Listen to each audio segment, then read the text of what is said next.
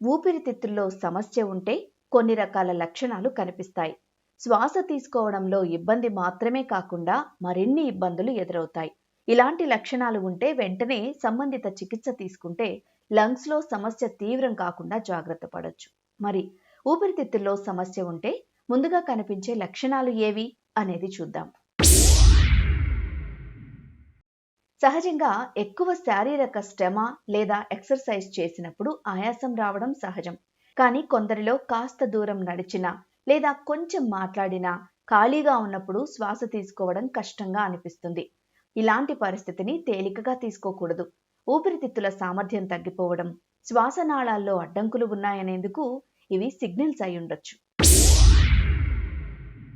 చాలా మంది దగ్గు సమస్యను నిర్లక్ష్యం చేస్తూ ఉంటారు.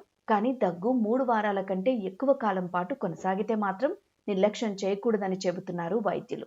ఇది ఇన్ఫెక్షన్లు, ఆస్తమా, బ్రాంకైటిస్ లేదా ఇతర లంగ్స్ లో ఉన్న సమస్యలకు సంకేతం కావచ్చు. ముఖ్యంగా రోజు రోజుకు దగ్గు తీవ్రం అవుతుంటే అస్సలు నిర్లక్ష్యం చేయకూడదు.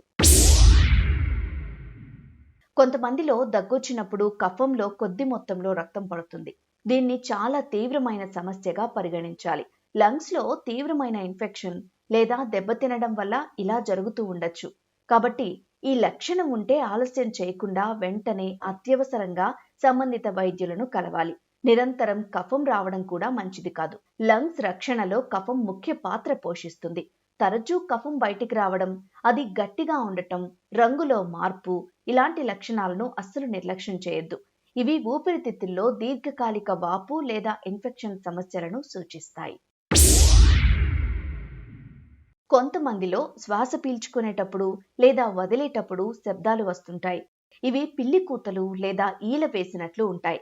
శ్వాస నాళాలు ఇరుకుగా మారాయని లేదా వాటిలో ఏదైనా అడ్డంకి ఉందని వీటర్థం. అలర్జీలు, ఆస్తమా లేదా సిఓపిడి ఉన్నవారిలో ఈ లక్షణాలు ఎక్కువగా కనిపిస్తూ ఉంటాయి. శ్వాస తీసుకునేటప్పుడు లేదా దగ్గేటప్పుడు కొందరిలో ఛాతిలో విపరీతమైన నొప్పి ఉంటుంది. మరికొందరిలో ఛాతి భాగంలో పట్టేసినట్టు అనిపిస్తుంది. ఇలాంటి సిగ్నల్స్ అంత మంచివి కావు. ఈ సంకేతాలు లంగ్స్ లో వాపు లేదా ఇన్ఫెక్షన్లకు లక్షణం కావచ్చు. నిరంతరం నొప్పి ఉంటే వెంటనే డాక్టర్ను సంప్రదించాలి. తరచూ ఛాతిలో ఇన్ఫెక్షన్లు రావటం ఊపిరితిత్తులకు ప్రమాదమనే హెచ్చరిక. బ్రాంకైటిస్ లేదా న్యూమోనియా లాంటి సమస్యల బారిన పడడం వల్ల ఊపిరితిత్తుల పనితీరు దెబ్బతింటుంది. ఇలాంటి వాటి విషయంలో ఎక్కువ ఆలస్యం చేయకూడదు. బయటపడిన కొన్ని తీవ్రమైన శ్వాసకోశ వ్యాధులు కూడా వచ్చే అవకాశాలు కూడా ఉండొచ్చు. ఎప్పుడూ నీరసంగా అనిపించడం లేదా శక్తి సరిపోకపోవడం, ఇలాంటి సమస్యలతో కూడా ఊపిరితిత్తులకు సంబంధం ఉంటుంది. శరీరానికి తగినంత ఆక్సిజన్ అందనప్పుడు శరీరం త్వరగా అలసిపోతుంది. అలసటతో పాటు శ్వాస తీసుకోవడంలో ఇబ్బంది ఉండడం ఊపిరితిత్తులు బలహీనంగా ఉన్నాయని సూచించే లక్షణం.